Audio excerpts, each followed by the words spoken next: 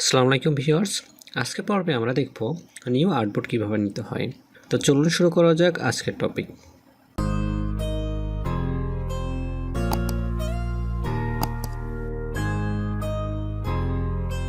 New artboard create করতে হলে আমরা ফাইলে ক্লিক করব, তারপর নিউ ক্লিক করব এবং নিউ শর্টকাট হচ্ছে Ctrl+N। এই যে এখানে দেখতে পাচ্ছেন Ctrl+N। আপনি Ctrl+N ক্লিক করলেও নতুন আর্টবোর্ড চলে আসবে এবং নিউতে ক্লিক করলেও নতুন একটা আর্টবোর্ডের ডায়লগ বক্স সামনে আসবে। প্রথমেই আপনি এখানে সেটিংগুলো কিছু চেঞ্জ করে নেবেন। যেরকম আপনি কী নামে আর্টবোর্ড চাইছেন সেটা আপনি এখানে টাইপ করে দেবেন।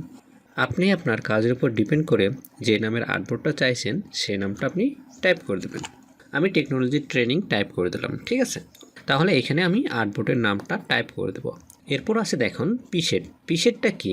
পিসেট হচ্ছে সাইজ, অর্থাৎ আপনি ফটোশপের আর্টবোর্ডটা কী সাইজে নেবেন সেটাই হচ্ছে পিসেটের কাজ। তো চলুন পিসেটের এই অ্যারোতে ক্লিক করি।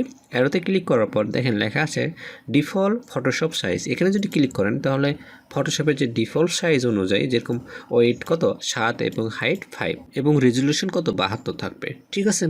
এবং পিসেটের যদি অ্যারোতে আবার ক্লিক করেন দেন ইউএস পেপারটা সিলেক্ট করেন তাহলে ইউএস পেপার অনুযায়ী যেখানে এখানে লেখা আছে সাইজের যদি অ্যারোতে ক্লিক করেন ইউএস পেপারে যেগুলো সাইজ আছে যেমন লেটার লিগাল এগুলো আপনি চুজ করে নেবেন।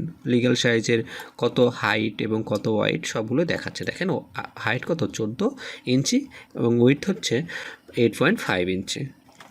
এখান থেকে আপনি ইন্টারন্যাশনাল পেপারে যে সাইজগুলো থাকে যেরকম A4, A6, A5, A3, B5 এগুলো আপনি A4টা যদি চুজ করেন দেখেন A4-এর 210 মিলিমিটার এবং হাইটটা হচ্ছে কত 297 মিলিমিটার। তো আপনি আপনার কাজের উপর ডিপেন্ড করে এগুলো চুজ করবেন। যেরকম ফটোর যেগুলো সাইজ হয় ল্যান্ডস্কেপ, আগেরটা হচ্ছে হাইট এবং পরেরটা হচ্ছে ওয়েট।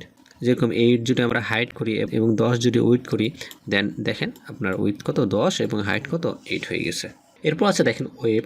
আপনার যদি যে আর্টবোর্ডটা আপনি ডিজাইন করছেন সেই আর্টবোর্ডটা যদি ওয়েব রিলেটেড মানে কি, যেমন ইন্টারনেটের মাধ্যমে আমি যেগুলো দেখে থাকি যেরকম ফেসবুকে দেখে থাকি, ওয়েবসাইটে দেখে থাকি, আবার বিভিন্ন পেজে দেখে থাকি, বিভিন্ন স্লাইডে দেখে থাকি, এইগুলো রিলেটেড যখন আপনি কোনো গ্রাফিক্স ডিজাইন করবেন বা কোনো ডিজাইন করবেন তখন ওয়েবটা চুজ করবেন এবং ওয়েবের যে সাইজগুলো আছে সেই সাইজগুলো আপনি এখান থেকে চুজ করে দিয়ে দেবেন। যেরকম ওয়েট যদি আপনার 800 এবং হাইট যদি আপনার 600 পিক্সেল দরকার আপনি এখানে চুজ করে নেবেন, ঠিক আছে। অর্থাৎ আপনার কাজের উপর ডিপেন্ড করে এটা চুজ করে নেবেন।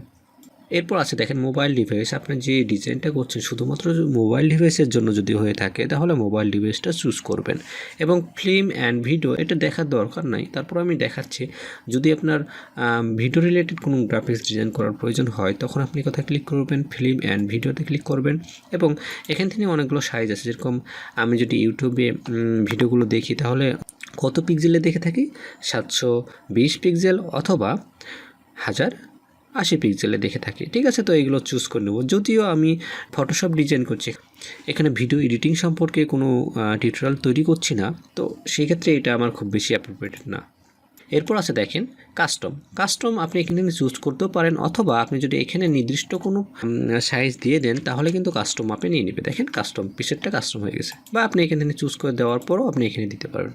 কাস্টমটা আপনি কেন দেবেন দেখেন, আমি এতক্ষণ পর্যন্ত যেগুলো দিলাম সেগুলোর কিন্তু নির্দিষ্ট কোনো সাইজ তৈরি করে দেওয়াই আসলো, কিন্তু আপনি যদি চান আপনার কাজের উপর ডিপেন্ড করে কোন সাইজ নিতে, যেরকম আপনি কোনো বাইরের ডিজাইন করছেন বা কেউ আপনাকে এসে বলল কি আমার হাইটটা দরকার 400 পিক্সেল এবং ওয়াইডটা দরকার আমার 500 পিক্সেল, সেক্ষেত্রে বা 600 পিক্সেল, সেক্ষেত্রে আমরা ওয়াইডটা 600 পিক্সেল দিব অ্যান্ড হাইটটা আমার যত দরকার সেটাতে আমরা দিয়ে দেবো। সেটাই কিন্তু কাস্টম বলতেই বোঝায় আপনার নিজের পছন্দ মাফিক কোনো সাইজ নেওয়া, ঠিক আছে। এবং পিক্সেল এই হাইটটা এই সাইজটা পিক্সেল মাপে দরকার না ইঞ্চি মাপে দরকার বা সেন্টিমিটার বা মিলিমিটার বা পয়েন্ট বা পিক্সেল বা কলামস, আপনি যে মাপে দরকার সেই মাপে আপনি চুজ করবেন। যদি আপনার ইঞ্চি মাপটা বেশি বেটার মনে হয় তো ইঞ্চি সিলেক্ট করবেন এবং কত ইঞ্চি মনে করলাম 60 ইঞ্চি এবং হাইটটা মনে করলাম 40 ইঞ্চি, দেন আমি ইঞ্চি মাপে দিলে তাহলে ইঞ্চি মাপে আসবে, ঠিক আছে। অর্থাৎ আপনি এখানে যেটা সিলেক্ট করে রাখবেন সেই অনুযায়ী আপনার এখানে হাইট ওয়েটটা আপনার টাইপ করতে হবে। যদি আপনার ইঞ্চির মাপটা সিলেক্ট থাকে তাহলে ইঞ্চির মাপে আমি হাইট ওয়েটটা টাইপ করব। যদি পিক্সেল মাপে থাকে তাহলে পিক্সেল মাপে, সেন্টিমিটার, মিলিমিটার, আপনার যে মাপে থাকবে সেই মাপে আপনি এখানে হাইট ওয়েটটা টাইপ করবেন, ঠিক আছে। এবং আছে রেজুলেশন যদি আপনার প্রিন্টের ক্ষেত্রে প্রয়োজন হয় তাহলে 300 রাখবেন। এবং যদি আপনার শুধুমাত্র ওয়েব রিলেটেড বা শুধুমাত্র ডিভাইস রিলেটেড প্রিন্ট করার প্রয়োজন নেই, শুধুমাত্র ডিভাইসে দেখবে, সেটা কম্পিউটার হতে পারে, মোবাইলের স্ক্রিনে হতে পারে বা আদার্স কোনো স্ক্রিনেও হতে পারে, তো সেখানে আপনার রেজুলেশনটা 72 রাখার চেষ্টা করবেন। এবং এখানে আপনি পিক্সেল বা ইঞ্চি বা সেন্টিমিটার আপনি চুজ করে নেবেন। এরপরে আছে দেখেন কালার মোড। কালার মোডটা বলি, বিটম্যাপ আমি কাজের ক্ষেত্রে যখন আমি ধারাবাহিক ক্লাসগুলো নিব, কাজের ক্ষেত্রে এটা জিনিস দেখালে বেশি বেটার মনে হবে। এরপর হচ্ছে দেখেন গ্রে স্কেলটা আমি কাজের ক্ষেত্রেই দেখাবো। তারপর একটু দেখাই নিই, আমি যদি গ্রে স্কেলটা চুজ করি, দেন যদি আমি ওকে বাটনে ক্লিক করি, আমার একটা নতুন ডকুমেন্ট আসবে। এরপর যদি আমরা কোনো পিকচার পেস্ট করি, সাপোজ আমি একটা পিকচার নিলাম, এই পিকচারটা যদি মুভ টুলের মাধ্যমে এখানে পেস্ট করি, দেখেন আমার পিকচারের কালারটা কী আসছে, ব্ল্যাক অ্যান্ড হোয়াইট, ঠিক আছে। অর্থাৎ আপনি গ্রে স্কেল যদি নেন তাহলে তারপর যেই পিকচারে কালারিংটা পেস্ট করবেন না কেন সবগুলো কি ব্ল্যাক অ্যান্ড হোয়াইট হয়ে যাবে। দেখেন আমার কালারিংটা কী হয়ে গেছে, পিকচারে ব্ল্যাক অ্যান্ড হোয়াইট হয়ে গেছে, ঠিক আছে। এরপর আছে দেখেন আরজিপির ফুল মিনিং হচ্ছে রেড, গ্রিন, ব্লু। আরজিপিটা আমি কখন চুজ করব, যখন আমার ওয়েব রিলেটেড, কিছুক্ষণ আগেই আমি ক্লিয়ার করলাম ওয়েব রিলেটেড কোনগুলো, অর্থাৎ আমি যেগুলো পিন ব্যতীত কোনো ডিভাইসের মাধ্যমে দেখব সেগুলো হচ্ছে ওয়েব রিলেটেড, তখন আমরা কালার মোডটা কী রাখবো, আরজিপি, ঠিক আছে, রেড, গ্রিন, ব্লু। এবং সিএমওয়াইকে সাইন, ম্যাজেন্টা, ইয়েলো, ব্ল্যাক, এটা আমরা কখন রাখবো, যখন আমার যে ডিজাইনটা করব সেই ডিজাইনটা যদি আমার প্রিন্ট করার প্রয়োজন হয় তখন আমরা সাইন, ম্যাজেন্টা, ইয়েলো, ব্ল্যাক এটা আমরা রাখবো, ঠিক আছে। সিএমওয়াইকে এই মোডটা রাখবো। এবং সেক্ষেত্রে আমার রেজলিউশনটা কত রাখবো, আমি কিছুক্ষণ আগে বললাম 300, ঠিক আছে, 300 রেজলিউশনটা রাখবো। এরপর আছে দেখেন কালার মোডের পাশে আছে বিটটা এখানে বোঝাচ্ছে কালার ফিকার, অর্থাৎ আপনার কালারটা কত নিবে, 8 বিটটা এনাফ হয়।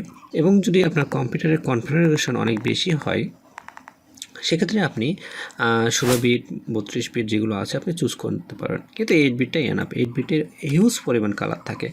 এবং আপনি যখন সবগুলো সেটিং ফিল আপ করার পর ওকে বাটনে ক্লিক করেন তখন আপনার আর্টবোর্ডটা কী আছে দেখেন, হোয়াইট আছে, ঠিক আছে। আমি এটাকে ক্লোজ করলাম। দেখেন আপনার যদি হোয়াইট বোর্ডটা বিভিন্ন কালারের প্রয়োজন হয়, যেরকম ব্যাকগ্রাউন্ড কালার, এখানে যদি ক্লিক করেন এবং ব্যাকগ্রাউন্ডের কালারে ক্লিক করার পর শুধুমাত্র আমি এটা বোঝাচ্ছি হোয়াইট ব্যতীত অন্য কোনো ব্যাকগ্রাউন্ড কালার যদি আপনার প্রয়োজন হয় তখন ব্যাকগ্রাউন্ড কালারটা চুজ করবেন। এবং এখান থেকে আদার্সও ক্লিক করতে পারেন, বা এই যে এখানে দেখেন একটা হোয়াইট চিহ্ন আছে, এখানে যদি ক্লিক করেন তাহলে কালার গার্ডিয়ানটা ওপেন হবে। এখান থেকে আপনি কালারটা পিক করতে পারবেন, আপনার যে কালারটা দরকার সেই কালারটা আপনি পিক করতে পারবেন। আপনার কাজের উপর ডিপেন্ড করে যে কালারটা দরকার, অর্থাৎ আপনার আর্টবোর্ডের কালারটা যে কালারটা দরকার সেই কালারটা পিক করবেন, দেন ওকে বাটনে ক্লিক করবেন। দেন ওকে বাটনে ক্লিক করলেই দেখুন আমার এখন আর্টবোর্ডের কালারটা কি হয়ে গেছে, যে কালারটা আমরা চুজ করেছিলাম, পিক করেছিলাম, সেই কালারটা আমার হয়ে গেছে। এরপর আছে দেখেন ট্রান্সপারেন্টটা আপনার যদি চুজ করা অবস্থায় আপনি যদি ওকে বাটনে ক্লিক করেন তাহলে ট্রান্সপারেন্ট যেই স্টাইলটা আছে সেই স্টাইলে আপনার জিনিসটা হয়ে যাবে। দেখেন আপনার আর্টবোর্ডের স্টাইলটা সেই স্টাইলে পরিণত হয়ে যাবে। ট্রান্সপারেন্ট সম্পর্কে বিস্তৃত ক্লাস আছে দেখেন, আপনি যদি এডিটে ক্লিক করেন এখানে লেখা আছে দেখেন প্রিফারেন্স থেকে যদি আপনি জেনারেলে ক্লিক করেন তাহলে কিন্তু আপনার এই যে এখানে দেখেন ট্রান্সপারেন্স, এখান থেকে আপনি ট্রান্সপারেন্সের যে সাইজটা আছে সাইজটা পরিবর্তন করতে পারেন, আপনি কালারটাও অন্য কালারে পরিণত করতে পারেন। তো ট্রান্সপারেন্স সম্পর্কে আমি নেক্সট টিউটোরিয়ালে ভালোভাবে বিস্তৃত সম্পর্কে ধারণা দেব, আজকে আমি দেখাবো না এটা। এরপর আছে দেখেন কালার প্রোফাইল থেকে আপনি ডিফল্ট অবস্থায় যেটা আছে সেটাই রাখবেন। এবং এখানে লেখা আছে দেখেন পিক্সেল অ্যাসপেক্ট রেশিও, অর্থাৎ আপনার অ্যাসপেক্ট রেশিওটা একটু দেখাতে হলে আমি একটু ফার্স্টে একটা ডকুমেন্ট নিই। আমি যদি কোনো আর্টবোর্ড নিই এবং আর্টবোর্ডের ওপর যদি আমার কোনো পিকচার পেস্ট করি তাহলে দেখেন আমি যদি পিকচারটাকে বড় করি সমান অ্যাঙ্গেলে অল্টার এবং শিফট, সমান অ্যাঙ্গেলে অল্টার এবং শিফট ক্লিক করলে সমান অ্যাঙ্গেলে চারদিকে বড় হবে, ঠিক আছে। কিন্তু যদি আমরা এভাবে বড় না করে শুধুমাত্র মাউসের লেফট বাটন ক্লিক করে যদি আমরা টেনে এভাবে বড় করি তাহলে দেখেন আমার পিকচারের কোয়ালিটিটা নষ্ট হয়েছে, যেটাকে বলা হয় অ্যাসপেক্ট রেশিও লস, ঠিক আছে। তো এই ক্ষেত্রে আপনার যখন আপনি পিকচারটা নিচ্ছেন সেক্ষেত্রে আপনার ডিফল্ট অবস্থায় পিকচারের যে সাইজটা আছে, যেই অ্যাসপেক্ট রেশিওটা আছে সেই অ্যাঙ্গেলে আপনার এখানে পিক হচ্ছে, ঠিক আছে। আপনি যদি আর্টবোর্ডের সাহায্যে এটাকে পেস্ট করতে চান তাহলে ফাইল এবং নিউ, এবং এখান থেকে আপনার যে সাইজ আছে স্কোয়ার বা আদার্স কোনো সাইজ এগুলো আপনি চুজ করে নেবেন, ঠিক আছে। তবে ডিফল্ট অবস্থায় রাখাটাই বেটার, কারণ আমার পিকচারে যে কোয়ালিটিটা আছে দেখেন আমার পিকচারের কোয়ালিটিটা নষ্ট হয়ে যাচ্ছে, দেখেন পিকচারের কোয়ালিটিটা আমার নষ্ট হয়ে যাচ্ছে, ঠিক আছে। সেক্ষেত্রে আমার কন্ট্রোল টি প্রেস করব এবং অল্টার এবং শিপের মাধ্যমে সমান অ্যাঙ্গেলে চারদিকে বড় করব, যাতে আমার পিকচারের কোয়ালিটিটা না নষ্ট হয়। ঠিক আছে, দেন ওকে বাটনে ক্লিক করব। তো ভিউয়ার্স, ভিডিওটা আজকের মতো এই পর্যন্তই। ভিডিওটা কেমন লাগলো অবশ্যই কমেন্টের মাধ্যমে আমাকে জানাবেন এবং সাবস্ক্রাইব করে পাশে রাখা বেল বাটনটি অন করে দেবেন। আসসালামু আলাইকুম।